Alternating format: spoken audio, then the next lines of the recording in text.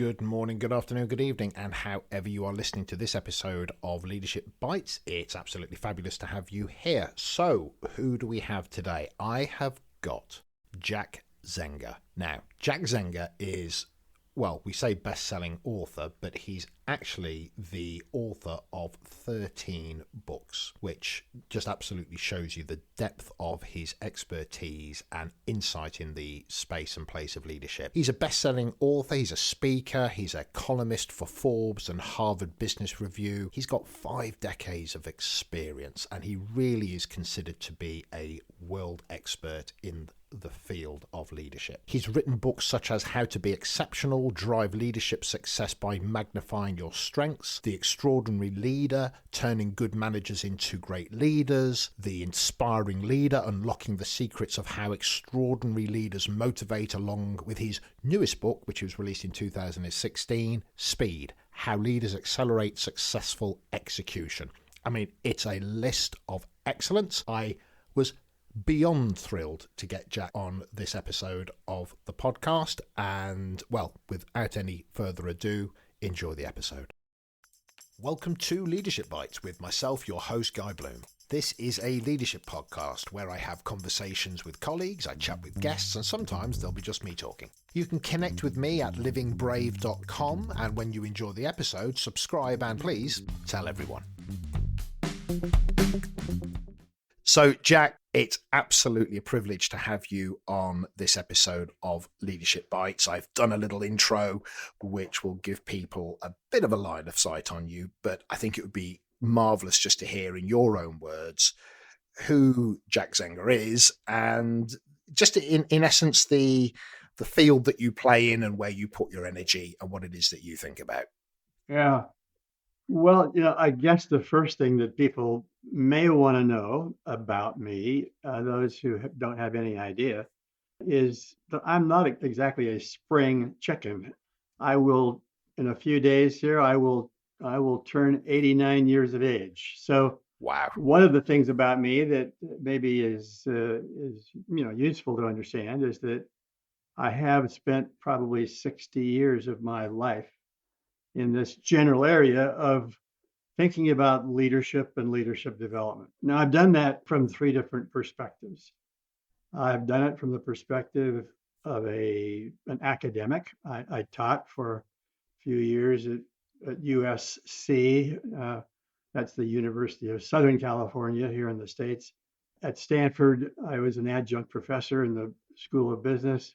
So I was an academic, and then I went on to kind of work in the corporate world. So I, for 11 years, was on the inside of an organization as the VP of Human Resources.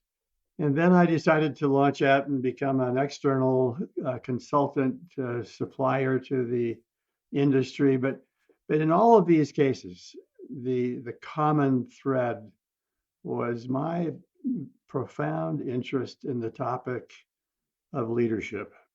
I was always fascinated. As a young boy, I'd grown up working alongside my father, who was a hospital administrator. And I quickly kind of could see what a high amount of leverage a person who was in a senior leadership position could have for doing good and for making positive changes in an organization. So my career has spanned these 3 arenas of entrepreneur, academic, corporate, but always with this common thread of leadership. I'm not sure where this all came from, but I certainly think I was blessed with an optimistic point of view. I always believe that the best lies ahead of me. And strangely enough, I still think the best lies ahead of me, which I know sounds strange to lots of people. But I think there's just some exciting things that are going on today.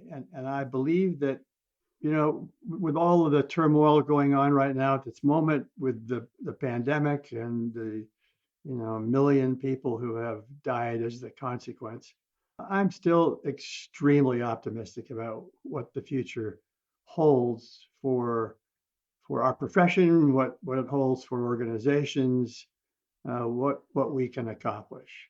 I think we've had some things happen, certainly here on this side of the pond, that have caused a greater awareness of social justice. And Mm, I believe that we will painstakingly make some progress in that arena. I think we've made some real, progress in terms of realizing and revisiting the importance of better work-life balance and having people be able to be at home and do so in a highly productive way. So I'm excited about the fact that maybe business travel will not be quite as prevalent as it has in the past. We'll be able to kind of manage that better through the use of technology. And just as you and I today are talking, in a very efficient way, it didn't take one of us getting on an airplane and going for days, and wear and tear on the family and on time and on body and soul to make all of this happen. So I'm very much a believer that people have a huge potential which isn't always tapped, and that when you treat people with kind of great respect and dignity, and you seek out from them what their thinking and their ideas are, that there's just almost an unlimited amount of potential that can be expressed. And so we see these moments in time when people rise to such extraordinary heights and do such marvelous things. And it's mm, when leaders create for them this kind of environment where they can be unleashed, and the cap can be taken off the bottle, and they can have such positive impact on the world mm, about them. So, that's really at the heart of what I've been doing. My interests over the years have ranged kind of broadly from, self-managing work teams to productivity improvement, but it's always come back to this common thread of what is it that we can help leaders understand about themselves? How is it that we can give them better self-awareness? How can we help them look at their own behavior? How can we help them improve that behavior in positive ways? And I guess the other thing that's really, I think, been a bedrock of what I've tried to do and be is to always emphasize good science, that this thing that we're engaged in is really important, and there is some good science around it. And if mm, we can keep coming back to what's the evidence, what are the research underpinnings of whatever practice we're espousing. So much of what has happened in the past in this general field of leadership development has been very, someone's personal opinions, the latest book that they wrote, but it wasn't always based on any solid evidence. And I think one of the things that I've tried to do in these last years of my career is to have a much more rigorous, objective, analytical look at, so what does the data really say about what what truly pays off, what makes a difference in leadership effectiveness. So that tells you a okay. little bit about me. Wow. Okay.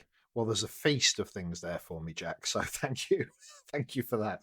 I guess because you brought up that span that you've been in this space, and it really struck me a conversation I had with somebody a couple of years ago. And he was a gentleman who said, I've come to the conclusion that I rob people of their experiences.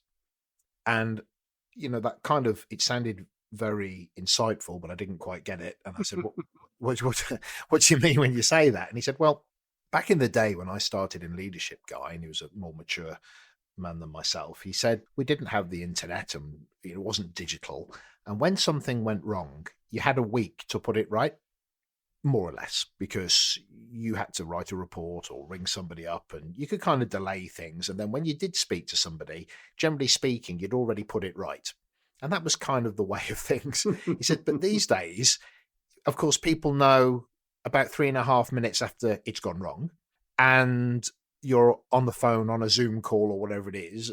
And that means, he said, I recognize that I've started to micromanage people more not because my understanding of leadership has changed, but the pressure on me has changed. And that led me to want to ask you a question, which is, in this time that you've had in this space, do you think the truth of leadership, the inherent truth of what it is to lead somebody or a team or an organization has changed? Or is it, no, it's really just the context that people are operating in, Guy?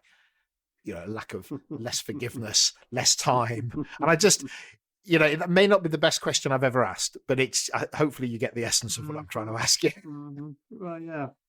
Well, I do believe that we are circling, around about the flame, and that we're getting closer and closer to having an accurate and a practical understanding of what leadership truly is.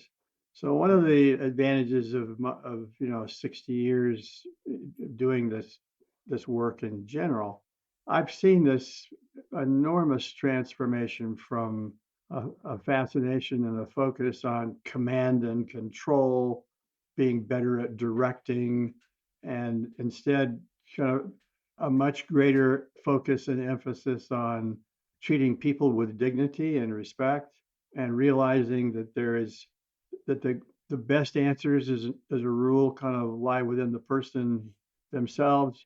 That my work with individuals isn't me kind of injecting some brilliant new knowledge in them, but it really is in helping them to find within themselves the good answers, and on occasion suggesting some things that they might want to consider that gives them a new point of view, a new frame of reference. But I think we have made real progress in terms of what constitutes truly effective, authentic leadership, and how we can help more people acquire that. And so, yes, I think that the pace of today's world has put the pressure on leaders to both gather better information, but it's also put the pressure on them to practice good leadership principles, and put into practice some things that we've known for a long time but we haven't always done. And that's what I think is really encouraging about what's happening today, is that we're putting into practice ideas, concepts, principles that were popular 50 years ago, but Right. were popular in terms of the theoretical press, but not practiced. Okay. So am I hearing from you that you have a sense that the times that we're operating in, the phrase, if you keep on doing what you've always done, you get what you've always got. So there is a recognition that things have to be done differently. Yes. Right. Okay. Because I sometimes wonder if, intellectually, I think that completely makes sense, but I just wonder how that will fare against people's fear of failure, or whether or not the intellectualization of this is the right thing to do. I know it's the right thing to do, but I'm scared because this is a complex situation. Yeah. But I do know if I just crack on, I'll get something done. And I just wonder how you kind of see that. Yeah. Well, let me just circle back a little bit, and that is to say, I'm not suggesting that everything that has been being done in the past needs to be done differently in the future. I think we've had very solid, sound leaders who have practiced some wonderful, principles of leadership in times past, and I think they need to stay. They need to be perpetuated. What we also have seen, though, is there's been a lot of things that weren't done as effectively as they could be. So I just think it's that constant quest for looking for the better way, looking for the more efficient, the more effective, the more respectful way of dealing with people. And I think we have made real progress in that arena. And I hope we can continue to accelerate that progress. Is there, I'm looking, whenever I see that somebody's written or co-authored 13 books, it always makes me realize that I'm watching too much television. So that's I've only got the one. So I always think about that. But when I look at 13 books, and I definitely I'm investing in a couple of them, that's for sure, which is, I wonder if there's any, do you have any, when you look back, do you go, that's what I think stands out for me in my academic purview? There are, even though I may have written or spoken about or referenced a lot of things, the standout ones for me are, because I had Dave Ulrich on the podcast, and he interestingly said, I don't necessarily want to be known for my first idea. Which I thought was very good, because he said over the years I've changed my mind, right? Which I thought was brilliant, because he says, but it's in print, so what can you do? So I just wondered if for you there's anything that, I've said a lot of things, right, over the years, but the things I think I stand by the most are, or the ones I'm most connected to are. It'd be great maybe to get a sense of that from you. Well, yeah, I smile because Dave, who was a friend, I mean, I can just hear him saying that. And I think he's absolutely right that we've all said things early in our careers that we kind of wince when we hear them now. I guess what I'm maybe most proud of, and what I think maybe will be the contribution that may last, is that for a long time we had approached leadership development as if it were a very individual affair, that we were trying to help the individual change his or her behavior in ever better ways, and that the focus was very much on the person. I think what's changed in my thinking in the last few years is that you can't divorce the context in which people work. And the organization has a very major role to play in terms of creating the environment where effective leadership can be practiced and more effective leaders can be developed. And so I think recognizing that interplay between the organization and the individual, and what we can do to kind of help organizations realize what they can do. It isn't rocket science. It isn't anything mysterious. But when organizations, when the senior management of organizations shows real interest, gets highly involved, creates the ongoing sustainment processes, when you put all those things together, then you can see, real magic happen. So in the last version of our book called The Extraordinary Leader, we made some major changes. And the major changes in the book were the addition of 6 chapters that had to do with what the organization needs to do in order to make leadership development really work. And if I've left anything behind, it will be that idea. Now, there have been some other things that my colleague Joe Folkman and I have published and written about that may make some contribution to this discipline.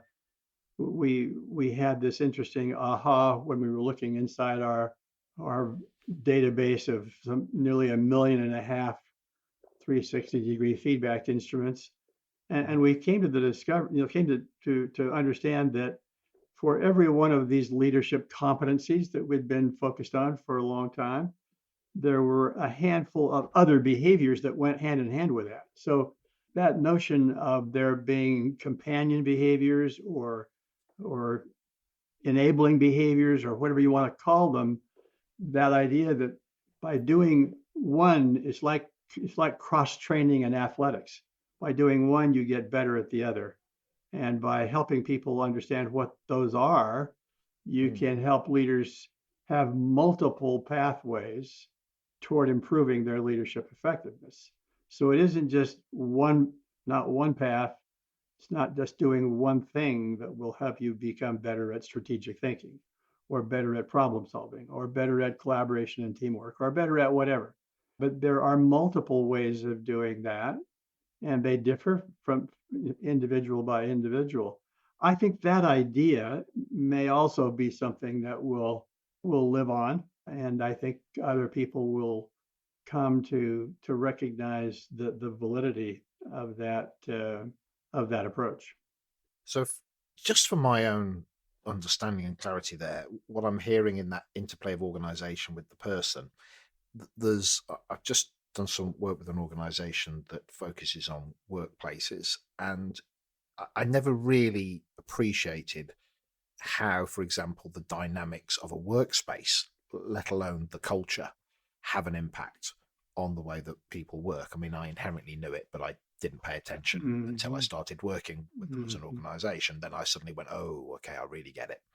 So there's something then I think I'm hearing there that says, just in that kind of, maybe in that kind of metaphor of that, or in that understanding, that these factors play a part in what it is the person has to work with. I mean, I can turn up with a motivation, I can turn up with a personal accountability, but actually, this is going to be dampened or damaged or reinforced or enhanced by the environment that I culturally find myself in.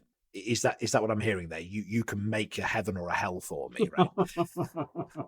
Absolutely, and Right. I think so. That's what again, from an organizational standpoint, one of the opportunities we have is to help corporate executives, public sector executives to understand what they do to create this environment, to create this context for leadership makes a big dent on how successful overall leadership development efforts will be for that Mm, organization. Yeah. okay. And when you talked about companion behaviors, were you giving the idea of almost like physically by doing one kind of exercise, it can help with multiple areas that one might be doing in a sport? Is it that kind of sense of that one behavior shift can actually help you in multiple disciplines as a leader? Absolutely, absolutely. Right. And so what we've seen is that many times we've thought historically that these leadership competencies were very individual, very separate, very distinct from each other. What we see from the research is that no, they're very intertwined. They're hopelessly linked together. And when you get better at one, it does tend to influence the others. But as you then single out any leadership competency that you want to help somebody improve upon, what you see is that there are some other behaviors that in some cases look pretty obvious, look pretty intuitive, and then there's other cases where it isn't as intuitive.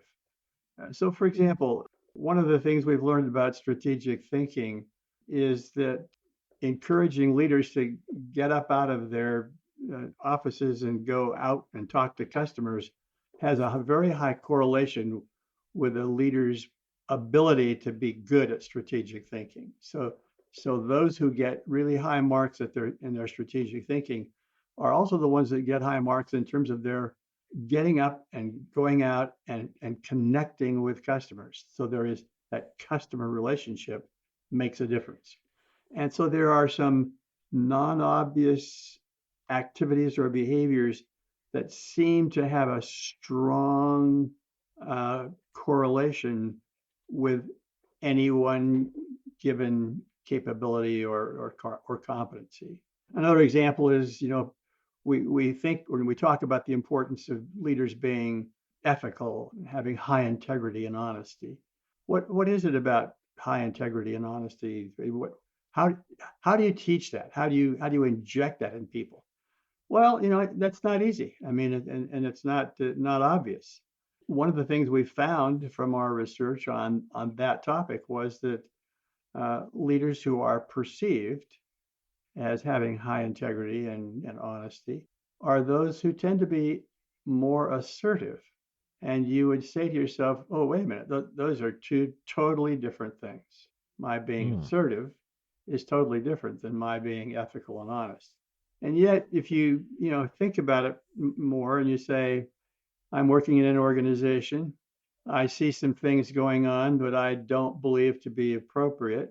If I choose to be quiet, say mm. nothing, not respond, am I being ethical and honest? Or is it the person who has the courage to say, it's I will speak up. I will speak out. I will call my upper management's attention to these practices that are incorrect, even if it means me losing my job. That kind of assertiveness and Mm. that kind of behavior seems to be descriptive of the most ethical and honest people, at least as seen through the eyes of their colleagues. That's quite interesting, isn't it? Yes, the intellectualization of my integrity or my ethics Right. are a beautiful thing, but if they don't manifest That's in right. the real world, then That's it's right. an intellectual exercise, right? Yep. Yep. So, Yep. yeah, okay. So the assertiveness or whatever, or bravery or whatever it might be, but the willingness to hold space Right. on my opinion and to step into harm's way potentially Yeah. is what turns it from an isolated intervention inside my head into something that adds value to the world. Yeah. Yes. Yeah. Yeah. Okay. That's one I'm going to reflect on a little bit more. So I like that. Thank you for that. Uh, So, as if I ask you, I when COVID happened to us, I didn't talk about it too much to people because I thought, well, this will be old news on the podcasts, and a couple of weeks from now, people will be going, why were you making such a big deal of it? Mental note to self. Um, that's not turned out to be the case. So it hmm. almost probably doesn't matter what it is in the sense of, okay, we've got this virus, but what we have is this, insert sort of title here, but we have this external force that is putting a lot of pressure on, I guess, never mind society, but yes, society and the economics that go along with that. And Mhm. I heard a statement from somebody the other day. I won't say the name because it'll get a reaction from people as to whether or not they like them or not. But what they actually said was, if we're not careful, there won't be an economy to come back to. Which I think is very interesting. This interplay between doing the right thing by people, but also, if we're not careful, the damage inherently could be a lot more damaging. And I wonder, in terms of the conversations that you're having about leading in times where the future is, I mean, the future is always unknown, but you can have a bit of a best guess at what it might be. And I just wonder or what the conversations are that you're having where people are looking to lead into a 12 to 18 month, maybe 2 year period of, I don't really know where this goes. And I just wonder if Mhm. that's triggering any particular kind of conversations for you. Well, I believe that the conversations that it's triggering, that eliciting, are first of all those of a bit of humility, because there were a lot of people who shared your view that this was going to be a very transitory, very fleeting kind of event, and that's turned out not to be the case. I think it has caused leaders in general to become a little more reflective. And I think if it's had any major impact on the people I talk to, it seems to be that leaders have recognized that their behavior is extraordinarily contagious, that their mental attitude really is contagious, Mm, and that one of the things that's very much needed in today's world is for there to be some sense of honesty and integrity about what that we don't know the answer to all these questions, but in the midst of all that, to still maintain optimism, excitement about the future, and a willingness to kind of pitch in and do your best to make whatever the future world is going to be to get there as quickly, as smoothly as possible. And so I see people in similar roles to the one that I have in terms of they're spending a little more time kind of reaching out to people, seeing how they're doing personally.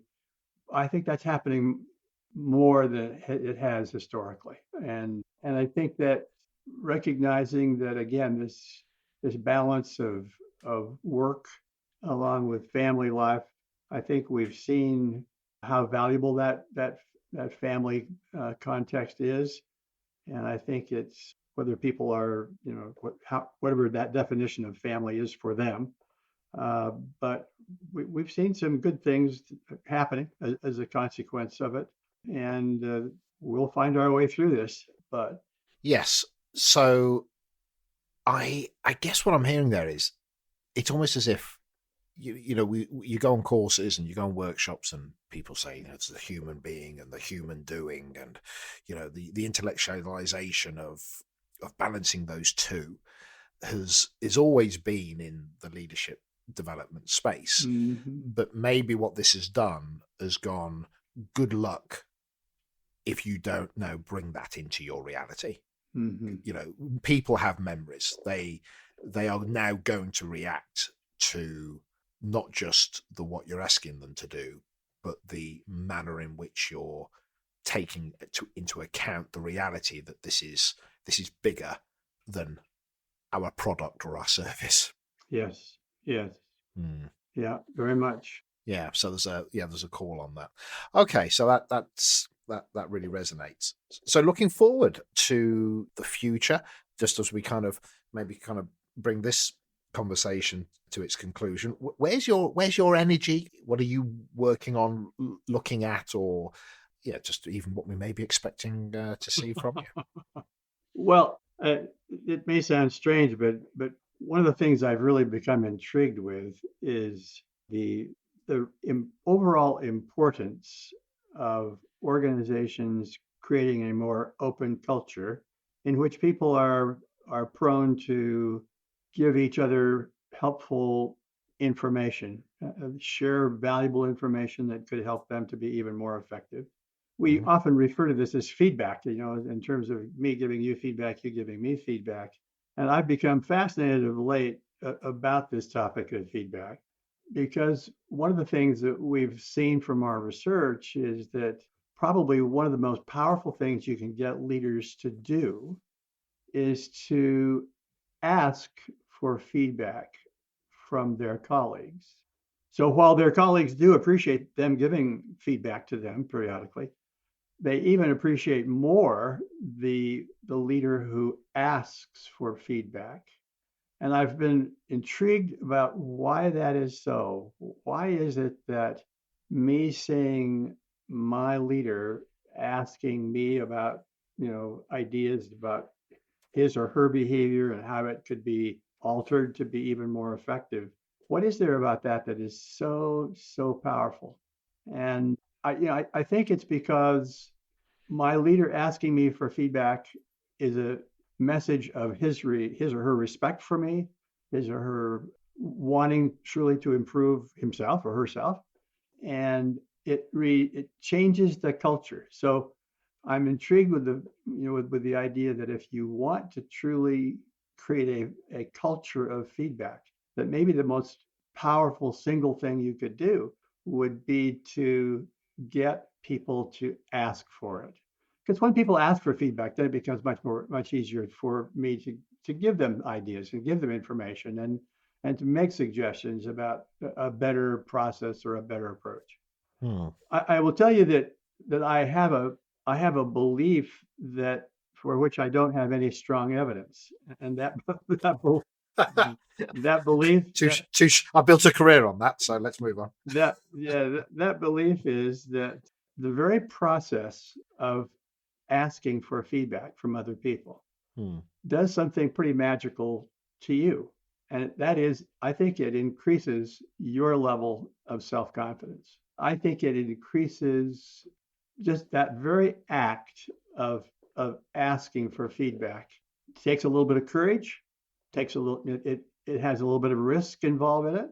But when you do it, you find out, oh, other people have good ideas. They're willing to share them with me.